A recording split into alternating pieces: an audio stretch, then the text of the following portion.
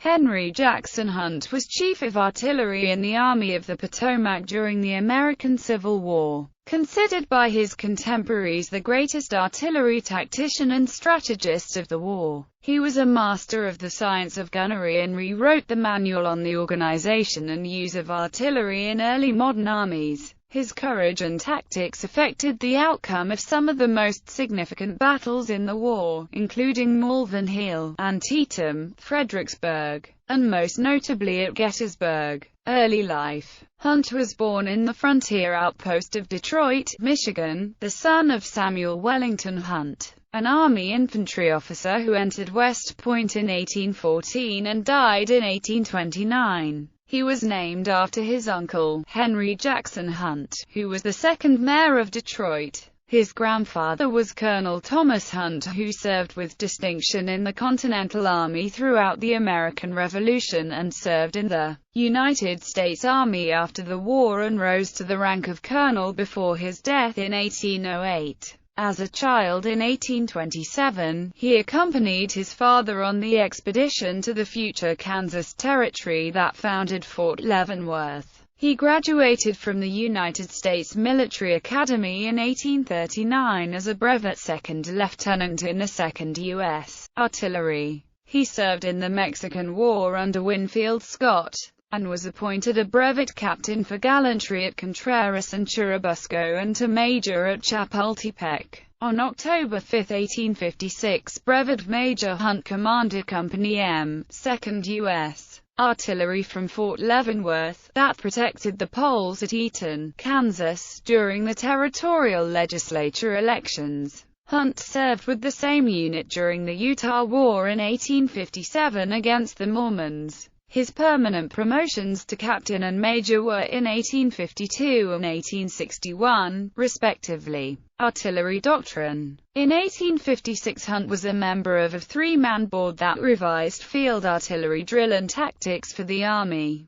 The Instructions for Field Artillery Manual written by the three was published by the War Department in 1861 and was the Bible of Northern field artillerists during the war. He was a principal proponent of the organizational doctrine that allowed infantry brigades to retain artillery batteries for close-in support, but that moved batteries formerly assigned to divisions and corps to an artillery reserve at the Army level for more strategic control. Hunt was also a proponent of artillery practices that reflected his conservative nature, although acknowledging the power of mass batteries to repel infantry assaults. He urged his gun crews to fire slowly and deliberately and reprimanded them if they exceeded an average of 1 shot per minute. He believed that faster rates impaired accurate targeting and depleted ammunition faster than could be replenished. A story often told about Hunt was when he exclaimed to a gunner of the fast-firing guns, "Young man, are you aware that every round you fire costs $2.67? Fast firing also implied to him that the gun crew was not brave enough to stand fast on the battlefield, wanting to get back behind the lines for resupply. Civil War. Early years of the war. Hunt achieved some fame in the First Battle of Bull Run in 1861. When his 4-gun battery covered the retreat of a Union force with a close-in artillery duel. He soon afterward became Chief of Artillery in the Department of Northeast Virginia, defending Washington, D.C. As a colonel on the staff of Maj.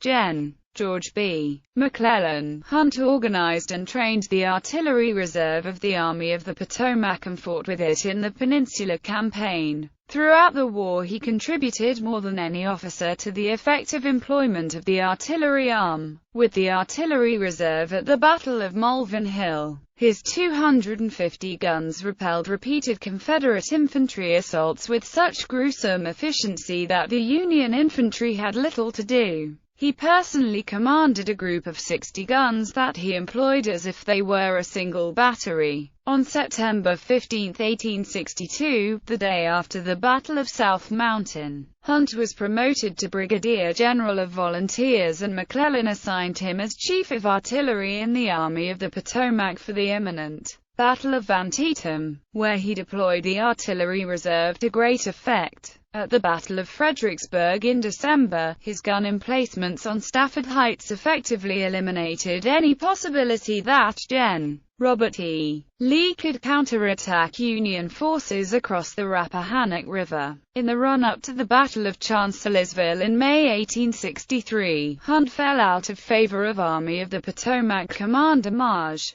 Gen. Joseph Hooker and lost direct command of the artillery reserve, reducing him in effect to an administrative staff role. The lack of coordination of the artillery forces that resulted from this snub were well recognized as a contributing factor in the embarrassing Union defeat. Although Hooker restored Hunt's command after 3 days of battle, it was too late to affect the outcome. Success at Gettysburg, and the Siege of Petersburg. Hunt's most famous service in the war was at the Battle of Gettysburg in July 1863. His new commander, Maj. Gen. George G. Meade, had considerably more respect for Hunt than Hooker did, and not only gave him great latitude in directing the artillery, but also used him on occasion as his personal representative. For example, on July 2, Meade sent Hunt to visit 3rd Corps Commander Maj.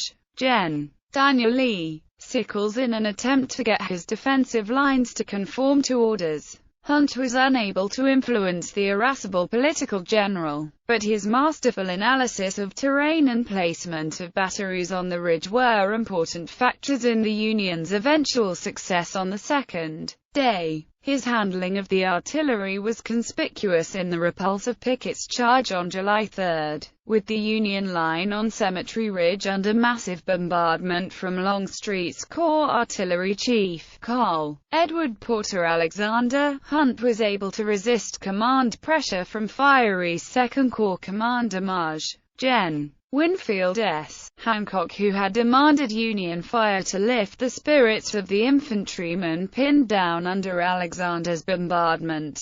Hunt ordered that counter-battery fire cease to conserve ammunition, reserving sufficient amounts for anti-personnel fire in the attack he knew was coming. Hunt also directed his cannons to cease fire slowly to create the illusion that they were being destroyed one by one, which fooled the Confederates into thinking his batteries were destroyed and triggered their disastrous charge. His concealed placement of Lt. Col. Freeman McGilvery's batteries north of Little Round Top caused massive casualties in the infantry assault. Hunt was rewarded for his service with the brevet of colonel in the regular army. Hunt reported in detail on the artillery's role at Gettysburg. The rest of the war was an anticlimax for Hunt. He served in Virginia to the end of the war, managing the siege operations of Petersburg in 1864 and 1865. He was breveted Major General both in the volunteers and in the regular army. Post-Bellum career. When the U.S. Army was reorganized in 1866, Hunt became colonel of the 5th U.S. Artillery. He served as commanding officer of Fort Adams in Newport, Rhode Island from May 20, 1869 until November 10, 1875, and as president of the Permanent Artillery Board. He held various commands until 1883, when he retired to become governor of the Soldiers' Home in Washington, D.C. He died in 1889 and is buried in the Soldiers' Home National Cemetery. General Hunt was a veteran member of the Aztec Club of 1847 and a first-class companion of the Military Order of the Loyal Legion of the United States, which were military societies of United States officers who had served in the Mexican War and Civil War respectively. He was also a hereditary member of the Massachusetts Society of the Cincinnati by right of his grandfather's service in the Revolution. In addition to instructions for field artillery, Hunt was the author of papers on Gettysburg and the Battles and Leaders series. His brother, Lewis Cass Hunt, served throughout the Civil War in the infantry, becoming Brigadier General of Volunteers in 1862, and Brevet Brigadier General in the Regular Army in 1865. In popular media, Hunt is featured prominently in the alternate history novel Gettysburg. a novel of the Civil War by Newt Gingrich and William R. Forst Chen. He also appears in the sequel novels of the series, Grant Comes East and Never Call Retreat. Lee and Grant, The Final Victory.